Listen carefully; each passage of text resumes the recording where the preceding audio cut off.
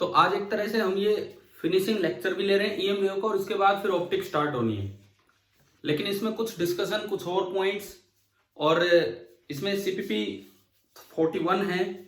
CPP 40 भी मैंने पूरा डिस्कस नहीं करवाया था, अगर किसी का कोई डाउट हो तो अभी पूछ सकता है। और ये सीपीपी 41 जो टेस्ट के रूप में हुआ है, ये मैं इस वीडियो के साथ नीचे डिस्क्रिप्शन बॉक्स में लिंक में सीपीपी भी डाल दूंगा और टेस्ट पेपर का लिंक भी डाल दूंगा। आप जो भी बच्चा बाद में भी कभी, मैंने उसकी सेटिंग चेंज करके डाल देनी है कि भाई आप दोगे पेपर, आप अपना स्कोर खुद देख पाओगे। कभी भी लेटर आप ये पेपर दोबारा देना चाहें तो आप अपने आप दे पाओगे, मोर देन वन आप सबमिट कर पाओगे उस समय, क्योंकि कल तो एक अलग तरीके से टेस्ट लिया था। और दो बच्चों ने पूरा 120 स्कोर किया, बहुत अच्छा स्कोर रहा है ये 120 आउट ऑफ 120। देखिए हम थोड़ा डिस्कशन से आगे बढ़ेंगे। फिर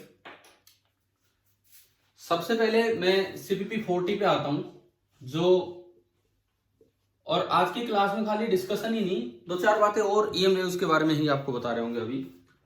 देखिए सीपीपी 40 ये ओनली एंड ओनली नीट वाले क्वेश्चन थे, जिनमें से एक दो मैंने आपके 41 टेस्ट में भी डाले सीपीपी 41 में। इसमें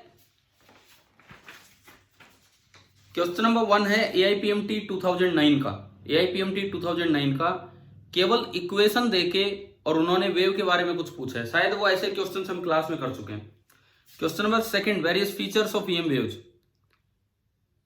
इसमें एक गलती बच्चा क्या कर जाता है कि इसमें पूछा था कि फॉल्स स्टेटमेंट छांटनी। कई बार तो ये ध्यान नहीं रहता कि क्वेश्चन में फॉल्स या इनकरेक्ट बताना है, हम करेक्ट पे टिक लगा जाते हैं देखते ही।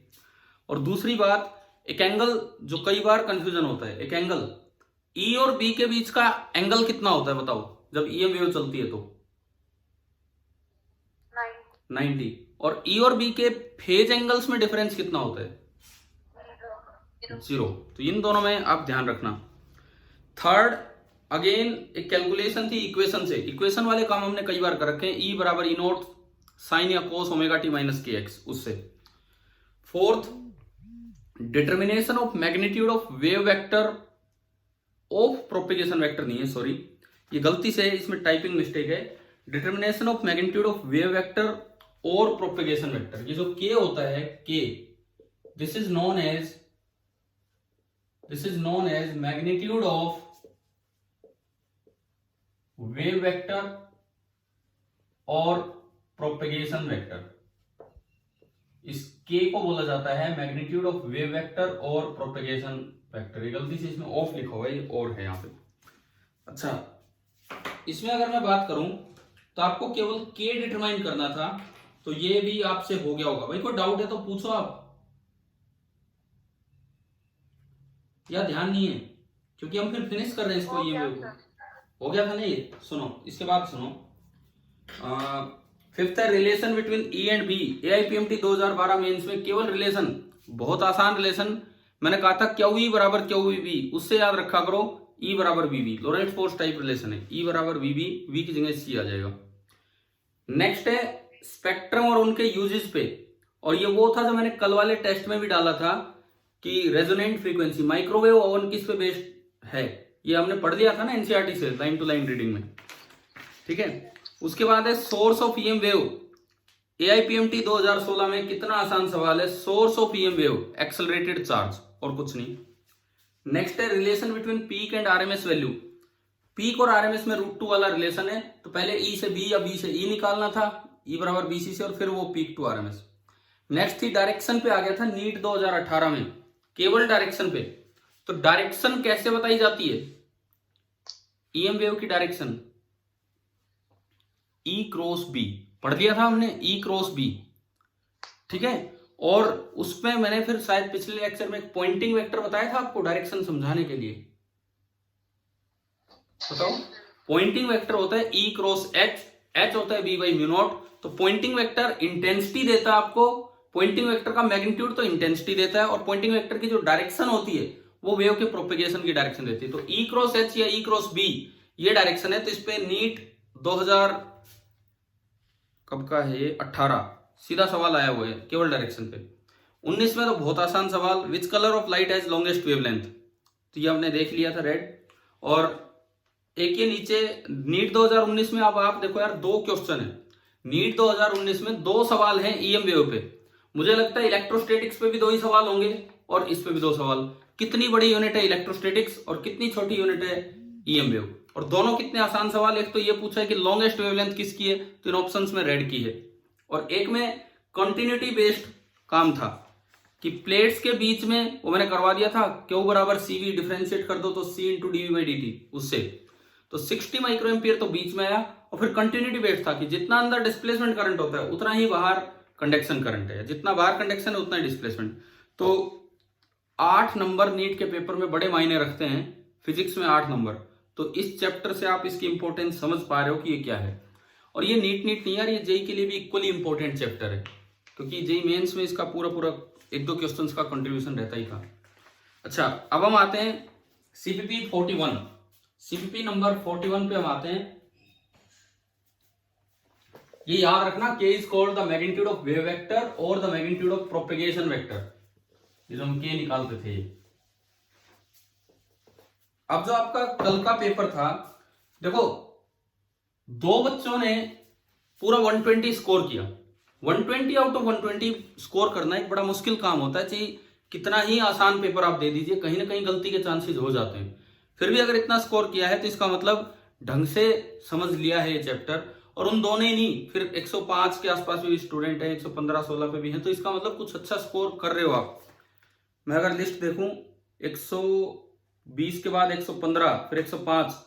अच्छा, ये जो टेस्ट है आपके पास जो स्कोर पहुंचेगा या पहुंच गया होगा वो विदाउट नेगेटिव मार्किंग पहुंचता है, देखा आपने? हाँ जी भाई बताओ, किसी बच्चे ने अपना स्कोर व्यू किया था मेल आईडी पे? तो उसमें जो स्कोर आता है वो विदाउट नेगेटिव मार्किंग आता है। ये जो मैंने टाइम लिया था ना आपसे कि भाई मैं 8:30 बजे पेपर खत्म होने के बाद 1-1.5 घंटे बाद में दूंगा, मैंने एक बच्चे का मैनुअल चेकिंग की है, एक बच्चे की मैनुअल चेकिंग की उसने गलत कितने किए, क्योंकि वो तो केवल सही दिखा रहा है। एक का मैनुअली एक ऑप्शन चेक किया कि गलत कितने किए हैं, तो वो फिर मैंने कट करके आपके लिए दिए, उसी में मुझे 1 घंटे से ज्यादा टाइम लग गया था। तो ये थोड़ी सी लिमिटेशन है उस पर गूगल फॉर्म पे, या हो सकता है उसमें कोई तरीका हो नेगेटिव मार्किंग का, वो मुझे नहीं पता होगा टेक्निकली, लेकिन फिर भी चलो ठीक है। आज भी मैं इसके साथ लिंक करूंगा पेपर, किसी ने नहीं दिया तो अब दे ले, और अब विदाउट नेगेटिव मार्किंग वो अपना स्कोर तुरंत जान लेगा। तो ये देखते हैं, स्टार्ट करते हैं सीपीपी 41। देखो फटाफट हो जाएगा, लेकिन हम डिस्कशन करेंगे, ऐसे नहीं। पहला ऑप्शन, ये मैक्सवेल की 4 इक्वेशंस पे बेस्ड था। मैक्सवेल की 4 इक्वेशंस में आप बताओ, हमने एक करके चारों इक्वेशन पढ़ ली। 2 तो थी गॉस लॉ, एक गॉस लॉ इन इलेक्ट्रिसिटी और एक गॉस लॉ इन मैग्नेटिज्म, एक थी फैराडे लॉ और एक थी Ampere's law with Maxwell modification. यूं दिमाग में है ना ये 4 बातें, Gauss law in electrostatics, Gauss law in magnetostatics, Faraday's law of EMI, and fourth one is Ampere's law with Maxwell's modification. और इन 4 के अलावा एक और सिंगल इक्वेशन चाहिए जो मैंने पेपर में नहीं दिया क्वेश्चन में, वो भी दे सकता था। 5वीं इक्वेशन कौन सी होती है? फिर इन 5 से मिलकर कंप्लीट इलेक्ट्रोमैग्नेटिज्म डिस्क्राइब हो जाता है, लॉरेंट्ज फोर्स इक्वेशन। ठीक है, वो भी एक सवाल बनता है सीधा। अब सुनो, इसमें पूछा कि भाई बताओ कौन सा लॉ है, मतलब मैक्सवेल की कौन सी इक्वेशन है जिससे कि ये पता लगता है कि मैग्नेटिक फील्ड अगर वेरी करेगा तो इलेक्ट्रिक फील्ड प्रोड्यूस होगा। तो यही तो ईएमआई था, मैग्नेटिक फील्ड अगर टाइम के साथ चेंज होगा इलेक्ट्रिक फील्ड प्रोड्यूस होगा, यही तो ईएमआई था, ईएमएफ प्रोड्यूस होगा ये इलेक्ट्रिक फील्ड। तो इसका डायरेक्ट आंसर था फैराडेज लॉ। आगे आपको समझ में पहला सवाल, ठीक है। सेकंड, नीट 2013 का दोबारा से मैंने यहां डाल दिया रेजोनेंस वाला। और मुझे लगता है यार अब तो आपको ये बात बिल्कुल याद होगी कि माइक्रोवेव ओवन कैसे काम करता है। हाँ भाई, कोई डाउट है अब किसी को कि रेजोनेंस का क्या रोल है वहां पे? ठीक है, थर्ड क्वेश्चन एम्स 2008 का ये क्वेश्चन है। असर्शन रीजन स्टेटमेंट बेस्ड वो थे। Statement 1, displacement current goes through the gap between the plates of a capacitor when the charge does not change. जब कैपेसिटर की प्लेट पे चार्ज कांस्टेंट हो जाता है, क्या तब डिस्प्लेसमेंट करंट फ्लो करता है उनके बीच में या नहीं? नहीं करता, बिकॉज फ्लक्स तो होगा, इलेक्ट्रिक फ्लक्स तो होगा, लेकिन वो कांस्टेंट हो चुका होगा। जब चार्ज कांस्टेंट है तो इलेक्ट्रिक फ्लक्स कांस्टेंट और d phi by d t zero हो जाएगा। तो d phi by d t zero हो गया तो डिस्प्लेसमेंट करंट जीरो। तो पहली स्टेटमेंट फॉल्स है।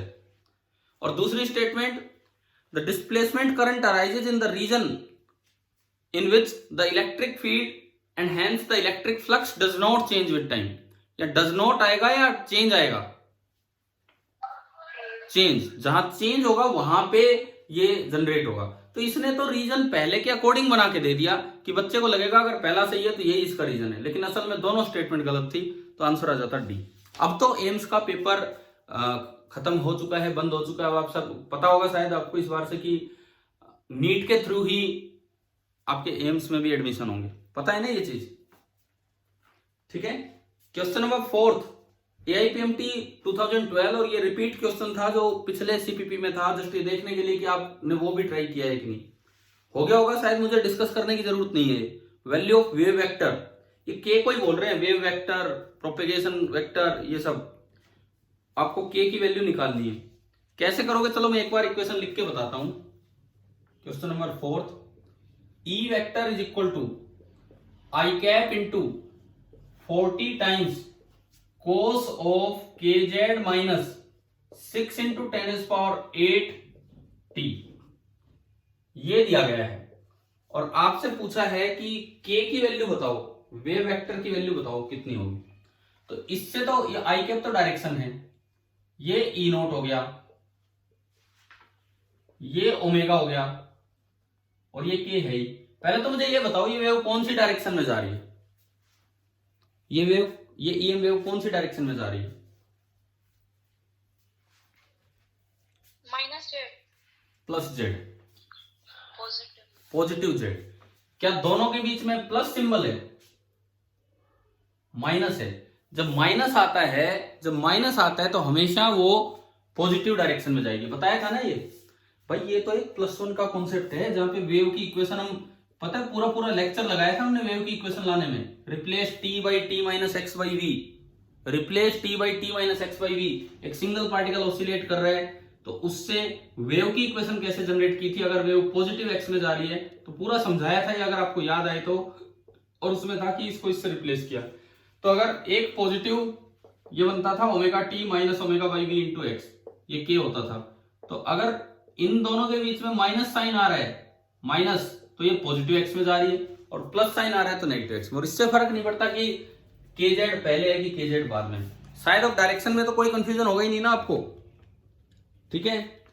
अब बात ये है कि के कहां से निकालें जब ओमेगा आ ही चुका है। आप यहीं से देख लो के क्या होता है, omega by v, k is omega by v. Omega है 6 इंटू 10⁸ और v है 3 इंटू 10⁸। तो अगर आप यहां से क्या देखें तो ये 2 आ गया। तो ये भी एक इजी क्वेश्चन में काउंट होता है, AIPMT 2012 का सवाल। अच्छा, क्वेश्चन नंबर 5th क्वेश्चन जो है अगेन इक्वेशन बेस्ड है। मैं एक बार इक्वेशन लिख के आपसे पूछता हूं। 5वां सवाल आप देखिए और आप बताएं फिर यहां से जो जो इसमें स्टेटमेंट्स हैं वो। ये लिखता है कि vector E that is equal to 10 into cos of 10⁷ plus kx into j cap. पहले तो मुझे ये बताओ ये वेव कौन सी डायरेक्शन में जा रही है? Minus X. और इन्होंने एक चौथी स्टेटमेंट लिखी थी, the wave is propagating along plus X direction, तो वो तो गलत होगी। इसका मतलब चौथी स्टेटमेंट तो गलत होगी। पहली, दूसरी और तीसरी, ये 3 बची हैं। अच्छा, फिर ये लिखता है कि k है 0.33, तो k तो आप यहीं से निकाल दोगे जैसे अभी निकाला। ये ओमेगा है, ओमेगा कितना है 10⁷, और k कितना होता है ओमेगा बाई वी, तो 10⁷/3 इंटू 10⁸, 10⁷3 इंटू 10⁸। ये आपका वेव नंबर k आएगा। तो अगर इसको देखें तो k आपका आया 1/30, k सिंपली निकल के आ रहा है 1/30। अब अगर मैं यहां पे k की वैल्यू निकालूं, कितना हो गया, 100 से मल्टीप्लाई किया और 10⁻², 0 0 3.3 इंटू 10⁻², तो -2 एडजस्ट करेंगे तो ये बनेगा 0.033 मीटर इनवर्स, इस तरह से, या रेडियन पर मीटर।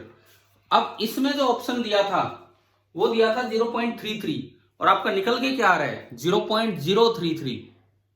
क्या के कैलकुलेट किया था इसमें किसी बच्चे ने, आप लोगों ने? Yes sir. तो ऐसा तो नहीं हो गया कि जल्दबाजी में वो भी चलो भाई सही है, ये भी सही है। देखो ये ध्यान रखना है, ऑप्शन ऐसा दिया गया था ये 0.033 जबकि उसमें लिखा है 0.33, तो वो भी गलत है। Wavelength lambda 188.4। अब लैम्डा आप कहीं से भी निकाल लो, के बराबर होता है 2π/λ, तो यहां से भी आप लैम्डा निकाल सकते हो, सही आएगा। और एक ऑप्शन है वेव एम्पलीट्यूड 10 वोल्ट पर मीटर। एम्पलीट्यूड यहां दिख ही रहा है कि ये एम्पलीट्यूड 10 वोल्ट पर मीटर है। तो इस तरह से दो सही थे, दो गलत। अब देखो IIT JEE मेन 2013 का अगला सवाल, मतलब इतने ही इंपॉर्टेंस इस चैप्टर की जेई मेंस के लिए है जितनी नीट के लिए है। और मैं बार बार कहता हूं बड़ा स्कोरिंग चैप्टर है, बोर्ड के लिए भी और सब चीजों के लिए आसान और स्कोरिंग चैप्टर। अब इसमें लिखता है मैग्नेटिक फील्ड की पीक वैल्यू, सवाल नंबर 6, मैग्नेटिक फील्ड की पीक वैल्यू है 20 नैनो टेस्ला। नैनो कितना होता है? Nano 10⁻⁹ Tesla. तो पूछा है इलेक्ट्रिक फील्ड की पीक वैल्यू क्या होगी। भाई सीधा रिलेशन है, मैं बार बार बोलता हूं, कई बार बच्चा भूल जाता है कि सी मल्टीप्लाई करना है डिवाइड, तो यूं याद रखा करो लोरेंट्ज फोर्स में दो फोर्स आते हैं, QE और QVB, उनको इक्वेट कर दिया करो। तो E बराबर VB, तो E बराबर CV, और सेम रिलेशन इनकी पीक वैल्यूज में 3 × 10⁸ अपॉन 20 × 10⁻⁹, या 8 और 1 9, और वो -9 कट गया तो आ गया 6। ऐसा यूनिट में इसकी वैल्यू 6 आ गई। अच्छा क्वेश्चन नंबर 7, ये जेई मेंस 2004, उस समय पे जेई मेंस नाम नहीं था इस CBSE पेपर का, जेई मेंस अब तो NTA करवाने लग गया सब कुछ, उस समय इसका नाम था AIEEE। ये नाम सुना है आपने बुक्स में? AIEEE कहीं पे लिखा रहता हो क्वेश्चंस के साथ। AIEEE की फुल फॉर्म हुआ करती थी all India engineering entrance exam, ये इसकी फुल फॉर्म हुआ करती थी। तो उसमें सवाल आया था कि an EM wave of frequency 3 MHz passes from vacuum into a dielectric medium of relative permittivity 4। देखो एक EM वेव है, यहां ये वैक्यूम में चल रही थी और ये एंटर कर गई एक ऐसी मीडियम में जहां रिलेटिव परमिटिविटी 4 है। अच्छा अगर मैग्नेटिक नहीं दिया हो तो आप 1 माना करो, मानो कि यहां कोई मैग्नेटिक मटेरियल नहीं है, आपको ये खुद एज्यूम करना होगा कि अगर मैग्नेटिक परमिएबिलिटी नहीं दी तो वो 1 है।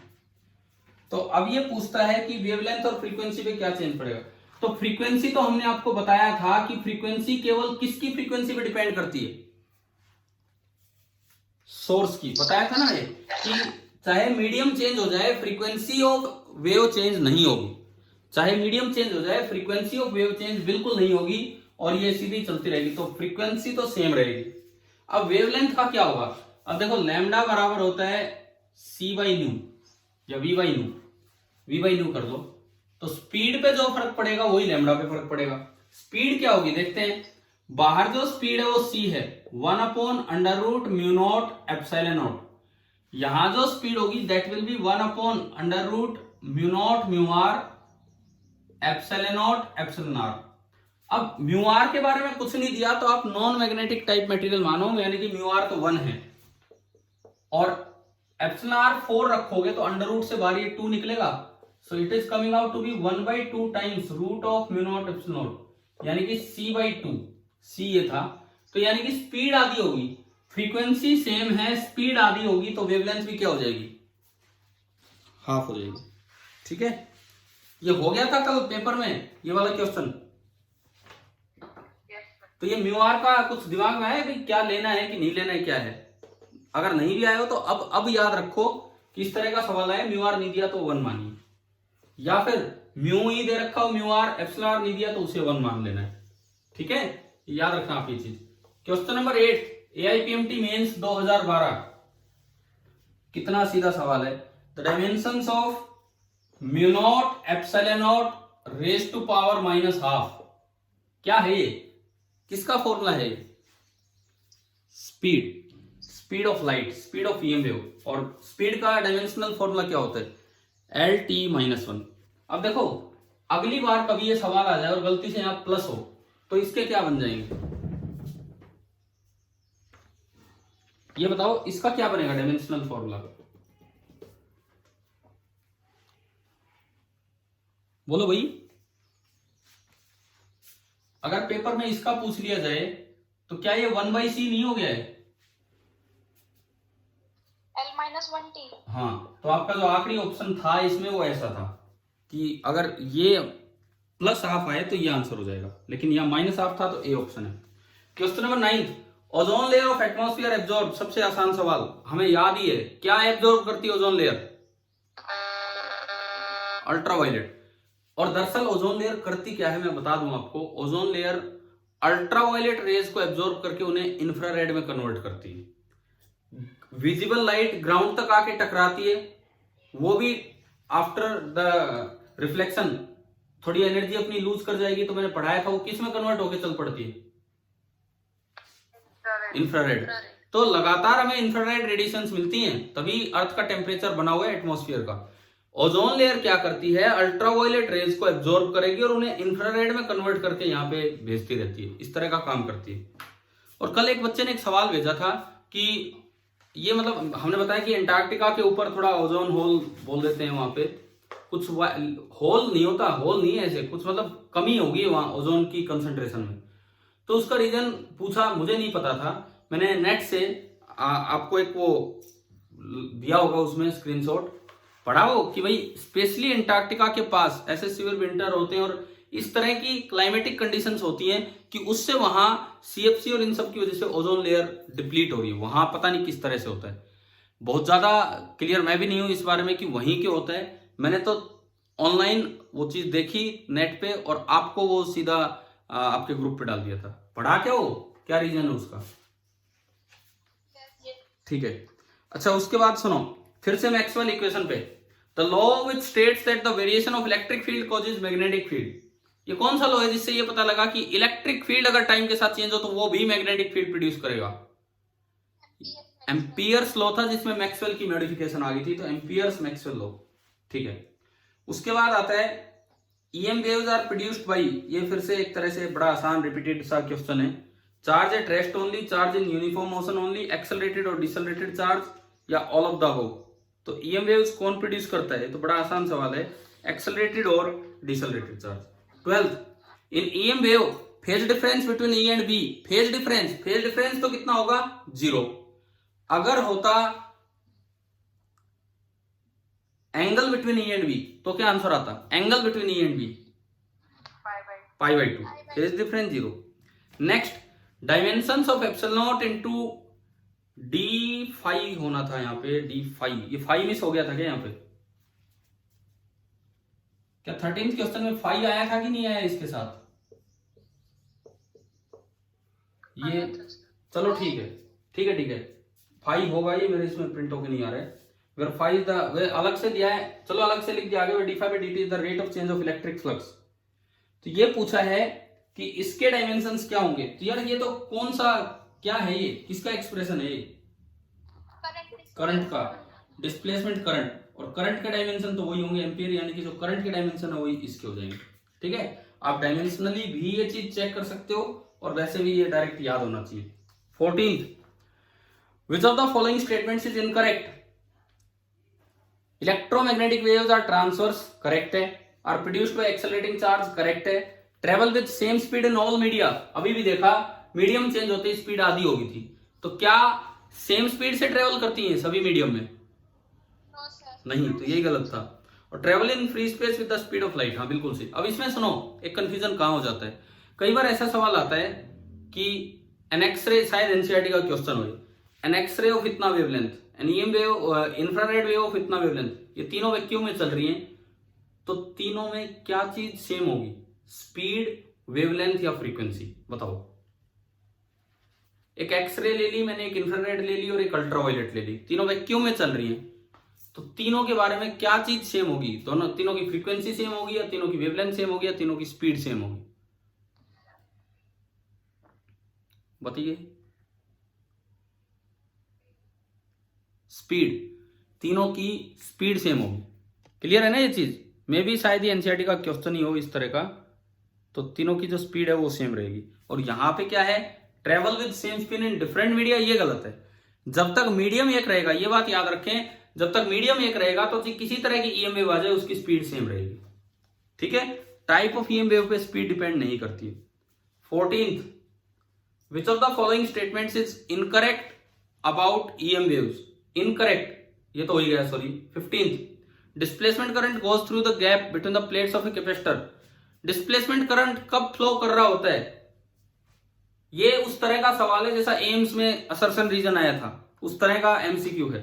डिस्प्लेसमेंट करंट कब फ्लो करता है? जब चार्ज चेंज हो, क्योंकि तभी इलेक्ट्रिक फील्ड चेंज होगा। तो आइदर द चार्ज इंक्रीजेज और डिक्रीजेज।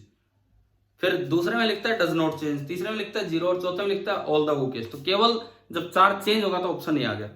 16th, आपने ग्राफिकली भी ये चीजें सीखी थी कि जो एनर्जी ऑसिलेट करती है ईएम वेव की, वो किस फ्रीक्वेंसी से ऑसिलेट करती है? जो वेव की फ्रीक्वेंसी उतने से ही ऑसिलेट करती है, या हाफ फ्रीक्वेंसी से ऑसिलेट करती है, डबल फ्रीक्वेंसी से? ये याद था कि नहीं बताओ? अरे ये ध्यान है, ये हमने पूरा पूरा ग्राफिकली बनाया था कि एनर्जी तो यही रिपीट हो रहती है। तो एनर्जी का टाइम पीरियड आधा होता है, टाइम पीरियड आधा होता है, तो जो फ्रीक्वेंसी होती है वो डबल हो जाती है। कोई बच्चा हाफ तो नहीं करके आया कभी पेपर में? कर दिया आप, क्योंकि यार कुछ सवाल आपके गलत भी तो हुए हैं, ठीक है, कम हुए हैं लेकिन गलत तो हुए। तो ऐसी गलतियां ना करें अगर इसमें की है तो। 17th, और हर बच्चा अपना एक बार वो स्कोर अपनी मेल आईडी पे जरूर देखे, उसे पता लगेगा कि उसने किस किस क्वेश्चन में गलती की है जो नहीं होनी चाहिए। 17th, परफेक्टली रिफ्लेक्टिंग सरफेस पे नॉर्मली आई बीम, तो मोमेंटम ट्रांसफर कितना होगा? अगर ई एनर्जी की बीम गई है, ई एनर्जी का पोर्शन गया है, तो उसका मोमेंटम होता है ई बाई सी। हम यू बोलते थे तो यू बाई सी होता था। अब इस सवाल में एनर्जी को ई बोल दिया तो हम क्या करें? तो जो बीम गई है उसकी एनर्जी है ई बाई सी या यू बाई सी। तो परफेक्ट रिफ्लेक्टर में आपने याद कर रखा है 2 टाइम्स मोमेंटम ट्रांसफर होता है, तो 2 ई बाई सी, है ना। 18th एक अच्छा सवाल है, ये देखो आप। An electric field E and a magnetic field B exist in a region. एक रीजन में एक इलेक्ट्रिक फील्ड ई है और एक मैग्नेटिक फील्ड बी है, और ये दिया है the fields are not perpendicular to each other. मुझे ये दिया गया है कि भाई ये कोई भी इलाका है,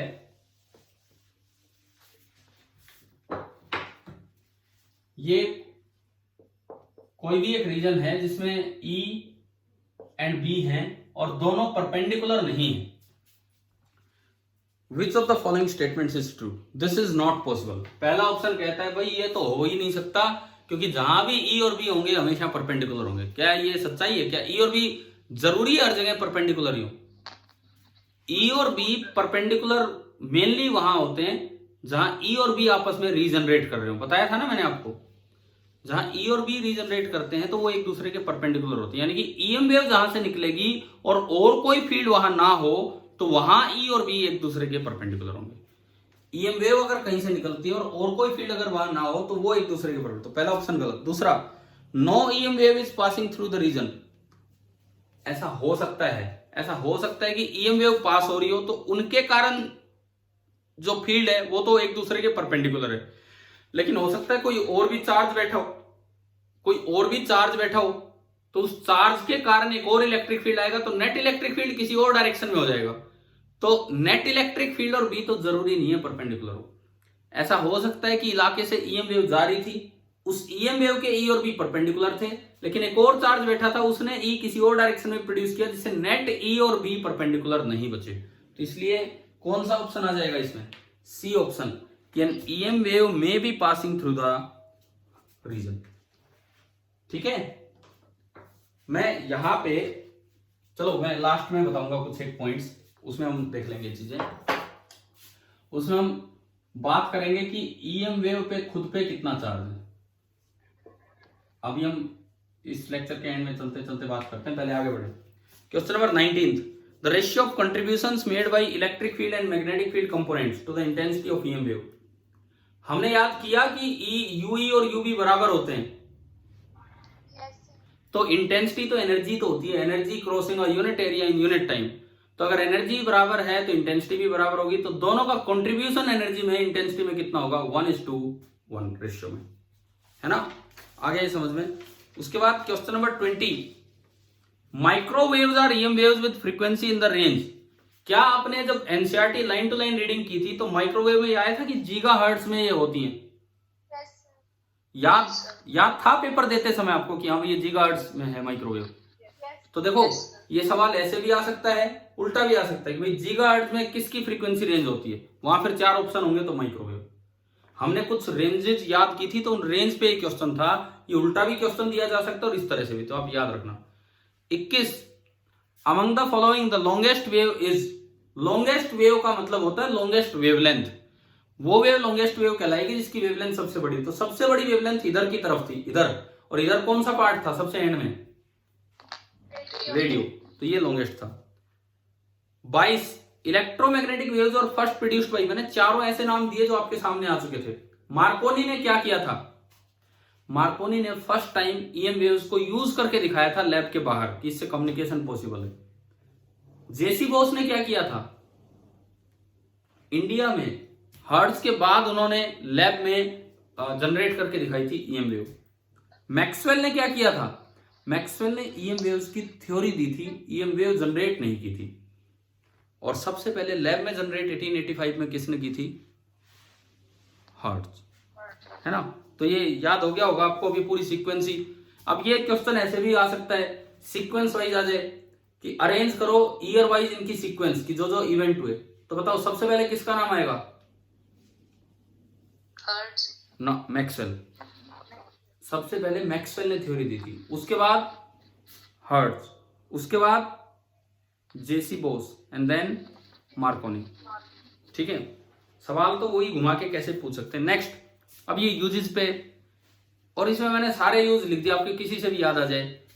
हेज फोटोग्राफी, फॉगी कंडीशंस में फोटोग्राफी के काम आता है, and also for operating remote LED by remote control. तो भाई किसी बच्चे को हो सकता है वो फॉगी कंडीशंस वाली फोटोग्राफ का याद हो, और किसी को हो सकता है रिमोट कंट्रोल वाला याद हो। दोनों में कौन सी वेव यूज होती है? इंफ्रारेड। इसमें कुछ भी चीज हो सकती है, जैसे यूं आ जाए रडार नेविगेशन, चलो उसमें तो नाम ही पता लग रहा है। हिली एरियाज में कम्युनिकेशन के लिए कौन सी वेव यूज करते हैं हिली एरियाज में? माइक्रोवेव, बिल्कुल सही। वेल्डर्स अपने आप को प्रोटेक्ट करते हैं किस रे से? किससे? यूवी रे से। तो यूज कोई भी पूछा जा सकता है इस तरह बना के। अभी मैं उसी में यूज में एक एक्सरे का एक और यूज बताऊंगा जो कॉमन सा है, जो कभी आ सकता है इस तरह का। नेक्स्ट है इलेक्ट्रोमैग्नेटिक वेव्स का नेचर लॉन्गिट्यूडनल है कि ट्रांसवर्स है? ट्रांसवर्स, परपेंडिकुलर डायरेक्शन में होता है। ठीक है, नेक्स्ट है 25, रेडिएशन प्रेशर। अब देखो रेडिएशन प्रेशर पे कुछ क्वेश्चन ऐसे होते हैं जिनमें फोटोन का यूज होता है, फोटोन। तो जो फोटोन थ्योरी होगी वो आएगी मॉडर्न फिजिक्स में, फोटोन थ्योरी आएगी मॉडर्न फिजिक्स में। तो अगर आपको किसी बुक में अभी अगर रेडिएशन प्रेशर पे ऐसा कोई क्वेश्चन मिले जिसमें फोटोन्स का यूज हो रहा है, तो वो हम अभी ना करें, क्योंकि फोटोन्स का यूज मॉडर्न थ्योरी में करेंगे, क्वांटम वाले जो चैप्टर स्टार्ट होंगे उधर।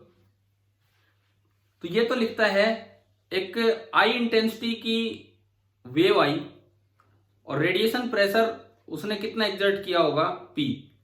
टोटली एब्जॉर्ब में कहता है कि फर्स्ट ऑप्शन टोटली एब्जॉर्ब में I by C and totally reflected में 2i बाई सी। पहले ये बताओ ये कैसे सही है? क्या ये हमने पढ़ा है रेडिएशन प्रेशर?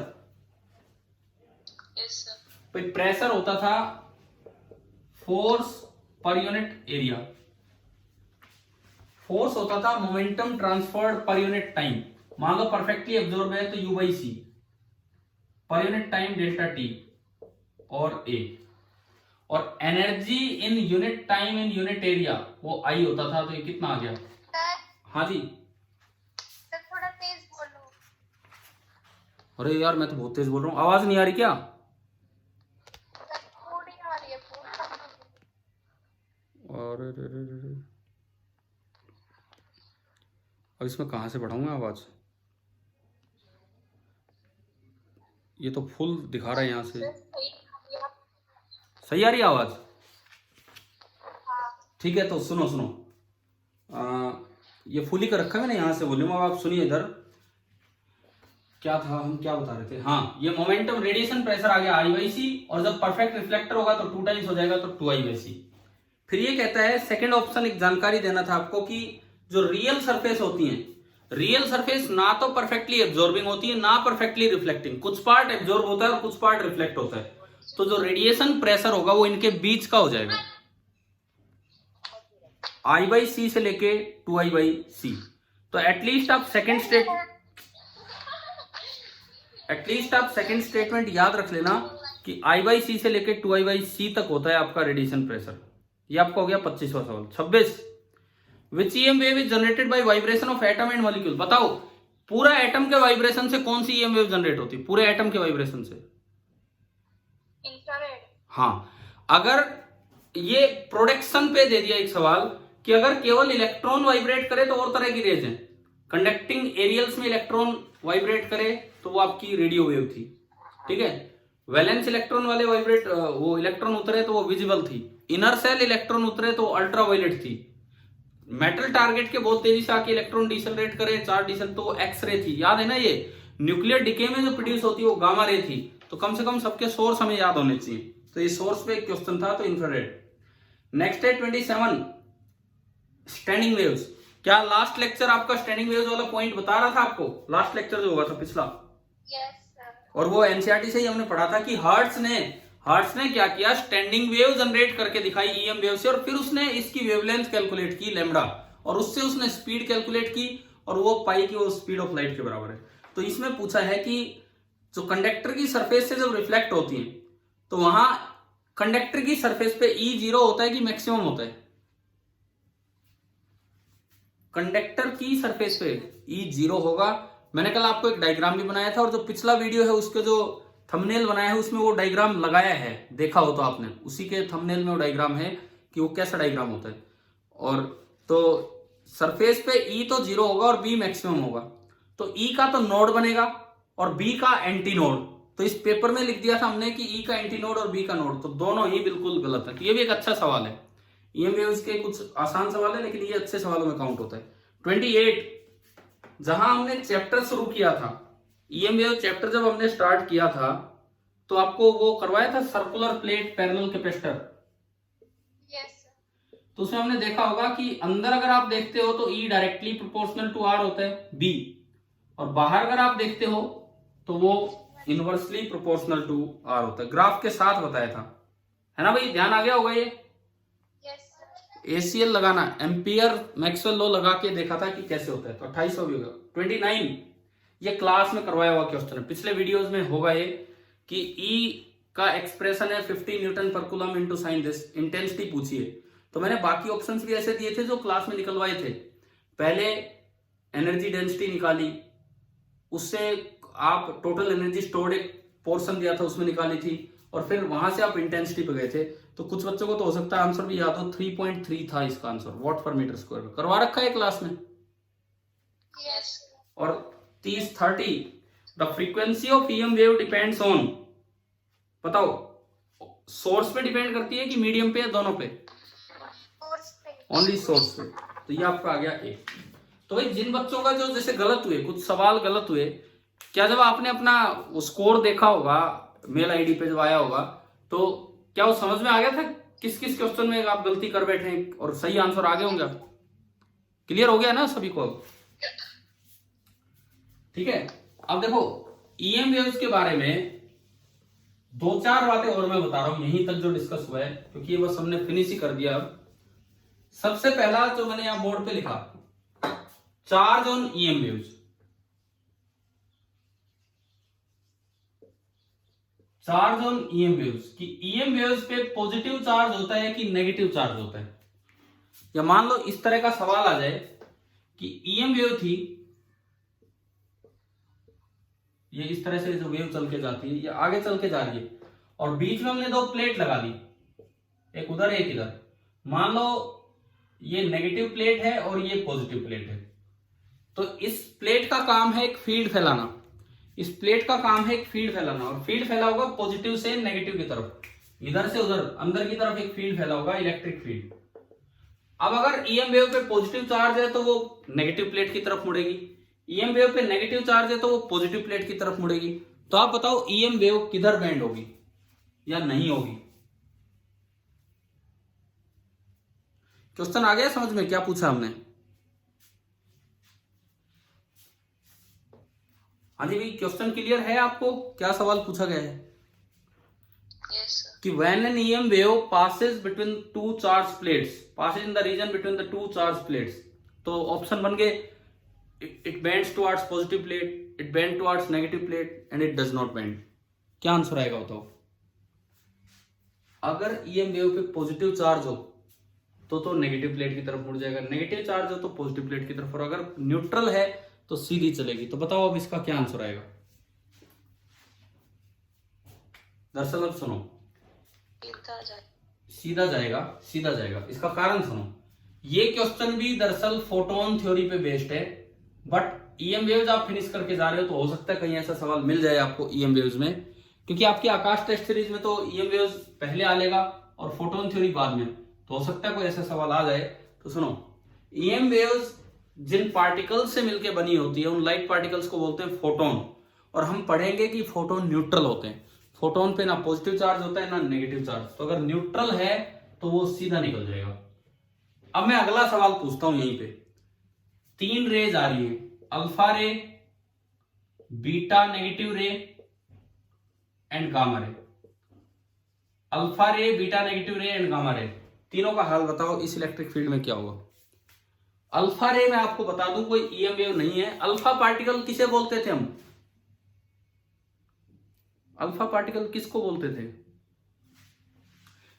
हाँ जी बोलो यार, अल्फा पार्टिकल किसको नाम दिया जाता था? मैग्नेटिज्म में कई बार ये चीजें की, मैग्नेटोस्टैटिक्स में कंपैरिजन, रेडियस का कंपैरिजन किया, प्रोटॉन, न्यूट्रॉन, ट्रिटॉन, अल्फा पार्टिकल। क्या होता है अल्फा पार्टिकल? हीलियम। हीलियम का न्यूक्लियस, हीलियम के न्यूक्लियस को अल्फा पार्टिकल बोलते हैं। तो अल्फा रे में He2 पॉजिटिव पार्टिकल्स चलते रहते हैं, तो इन पे पॉजिटिव चार्ज है, ये कोई ईएम वेव नहीं है, पॉजिटिव चार्ज है, तो किधर बैंड होंगी बताओ? In the direction of electric field, negative की तरफ बैंड हो जाएंगी। ठीक है, बीटा नेगेटिव पार्टिकल होते हैं इलेक्ट्रॉन, बीटा नेगेटिव जो पार्टिकल होते हैं वो होते हैं इलेक्ट्रॉन, तो ये किधर बैंड होंगे जब ये वेव यहां से निकलेगी? Beta ray opposite to the direction of field, मतलब पॉजिटिव प्लेट की तरफ। और जो गामा रे है उसमें पार्टिकल होते हैं फोटोन, फोटोन न्यूट्रल होते हैं, ये हम आगे पढ़ेंगे फोटोन थ्योरी में ऑप्टिक्स के बाद, तो इसमें पता लगेगा कि ये सीधे निकल जाएंगे। ठीक है, ऐसा सवाल इलेक्ट्रोस्टैटिक्स में आता था, एक प्रोटॉन ले लिया, एक इलेक्ट्रॉन ले लिया और एक न्यूट्रॉन ले लिया, तो प्रोटॉन तो फील्ड की डायरेक्शन में मुड़ जाएगा, इलेक्ट्रॉन अपोजिट डायरेक्शन में, न्यूट्रॉन सीधा चला जाएगा। तो हमने रेज और वेव्स में कन्वर्ट कर दिया इसको। तो एक बात ये आपको समझ में आ गई कि charge on EM waves is zero, EM waves consist of photons and photons are neutral. क्या ये पहला पॉइंट क्लियर हुआ कि नहीं बताओ?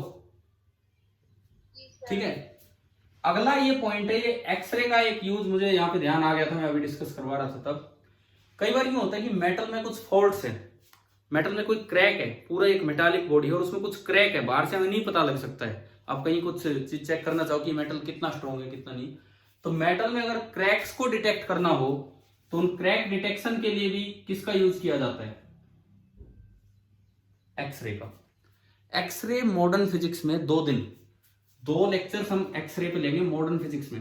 एक लेक्चर से काम चल गया तो ठीक है, नहीं तो 2 प्योरली ऑन एक्सरे, तो उसमें हम इनके यूजेस भी देख रहे होंगे और किस तरह से एक्सरे बनती है, ये सारी चीजें वहां पे अलग से पढ़ रहे होंगे क्या है। लेकिन ये बात याद रखना कि क्रैक्स को डिटेक्ट करने के लिए जिन वेव्स का यूज किया जाता है, जिन रे का यूज किया जाता है, वो भी कौन से? मेटल में क्रैक्स को डिटेक्ट करने के लिए एक्सरे। और क्या क्या यूज बताए थे कल इसके? हमारी बॉडी में कहीं कोई फ्रैक्चर हो जाता है, वो सब पता करने के लिए भी, मान लो हार्ट टूट गया, कुछ भी और हो गया, तो वो सब पता करने के लिए भी हम कौन सी रे यूज करते हैं? एक्सरे। और क्या यूज बताया था एक्सरे का?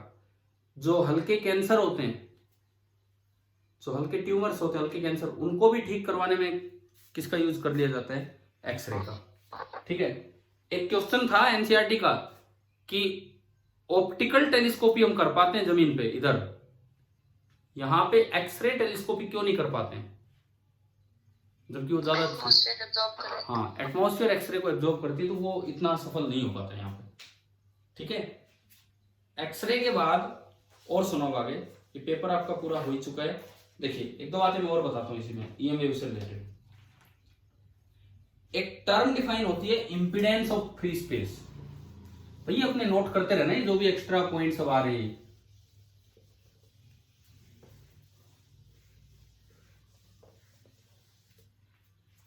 एक टर्म डिफाइन होती है इम्पिडेंस ऑफ फ्री स्पेस। क्या क्या मतलब है, किसको बोलते हैं इम्पिडेंस ऑफ फ्री स्पेस को? देखो, एक ईएम वेव चली फ्री स्पेस में, वैक्यूम में, तो उसने ईएम वेव ने दो तरह के फील्ड फैलाए, एक तो इलेक्ट्रिक फील्ड एक प्लेन में और एक मैग्नेटिक फील्ड परपेंडिकुलर प्लेन में। ये ई नोट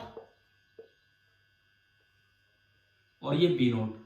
मैंने स्टार्टिंग लेक्चर में बताया था ई के साथ रिलेट होता है displacement D, electric displacement vector, displacement current नहीं है, और बी के साथ रिलेट होता है इंटेंसिटी एच। बताया था कि नहीं बताओ? बिल्कुल स्टार्टिंग लेक्चर में, जिस दिन फिजिकल क्वांटिटीज ही बताई थी, इनमें रिलेशनशिप बताए थे। तो ई जो है वो डी से रिलेटेड होता है और बी जो है वो एच से रिलेटेड होता है। ई डी से रिलेटेड होता है और बी एच से रिलेटेड होता है। तो हमने फिर पॉइंटिंग वेक्टर भी पढ़ा। पॉइंटिंग वेक्टर वो बताओ वो किस किस का यूज कर रहा होता है? पिछली क्लास में समझाया था आपको। पॉइंटिंग वेक्टर क्या होता है? E cross H. Poynting vector E और एच का यूज कर रहा होता है। अब मैं यहां पे टर्म बता रहा हूं, impedance of free space. Impedance of free space का क्या मतलब है कि एक प्लेन ईएम वेव आगे प्रोपेगेट करके जा रही है। पर प्लेन ईएम वेव हम बार बार बोलते रहे हैं, हम कॉम्प्लेक्स ईएम वेव नहीं पढ़ रहे, हम प्लेन ईएम वेव पढ़ रहे हैं, जिसमें आप फील्ड बता पा रहे हो कि इस प्लेन में तो इलेक्ट्रिक फील्ड और इस प्लेन में मैग्नेटिक फील्ड। आगे चल के ग्रेजुएशन में और भी ईएम वेव टाइप आती है, अभी नहीं। तो ये जो प्लेन ईएम वेव आगे जा रही है, इसने कुछ इलेक्ट्रिक फील्ड की मैक्सिमम वैल्यू दी होगी ई नोट, कुछ मैग्नेटिक फील्ड की दी होगी बी नोट। क्या बी से एच निकल जाएगा? बी से एच कैसे निकलेगा बताओ? बी को किस, बी बाय म्यू नोट। तो अगर मैं यहां से देखूं तो एच नोट जो होगा, एच नोट वो बी की मैक्सिमम वैल्यू और डिवाइड तो उसी से करना है म्यू नोट से, और ई की मैक्सिमम वैल्यू है ई नोट। तो इंपिडेंस ऑफ फ्री स्पेस का मतलब होता है ratio of E naught by H naught. This term is known as impedance of free space. तो कभी यार ऐसे सवाल आ जाए, ई बाई एच का डायमेंशन दो, ई बाई एच की यूनिट दो, ई बाई एच की एसआई यूनिट क्या होगी बताओ?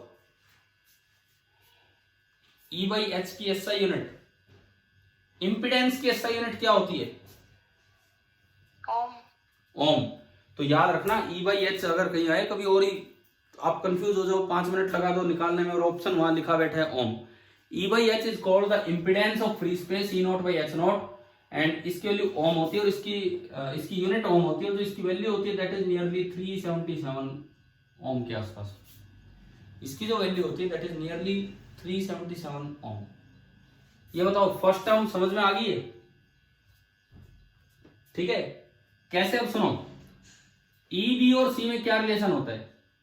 ई बराबर सी इंटू बी, पढ़ा नहीं हमने? तो यही रिलेशन इनकी पीक वैल्यूज में होगा। तो ई नोट बराबर सी इंटू बी नोट। अब बी नोट को मैं क्या लिख सकता हूं? Mu naught into H naught. तो ई नोट बराबर C into mu naught into H naught. H naught को आप नीचे ले आओ, तो E naught by H naught that is equal to C into mu naught. ये impedance of free space, this is the impedance of free space. और C कितना होता है? 3 इंटू 10⁸ और म्यू नोट कितना होता है? म्यू नोट बताएं, बोलो भाई। 4 पाई इंटू 10⁻⁻7। अब देखो 10 की पावर 8 और -7, तो 10 बचा, 4 और 3 12 और 10 120 पाई। पाई नियरली 3, तो 360 और 3.14 करेंगे तो ये जो वैल्यू कैलकुलेट होके आएगी ये आपकी आ गई 377 ओम। तो आपको एक नई टर्म के बारे में पता लगा। कहीं टर्म एज इट इज ना आए, मैंने कहा इसकी वैल्यू पूछ ली जाए, इसकी यूनिट पूछ ली जाए, तो आपको दोनों याद रखनी है। क्या ये पॉइंट क्लियर हो गया? समझ में आ गया ये वाला पॉइंट? यस। ठीक है, इसके बाद देखो,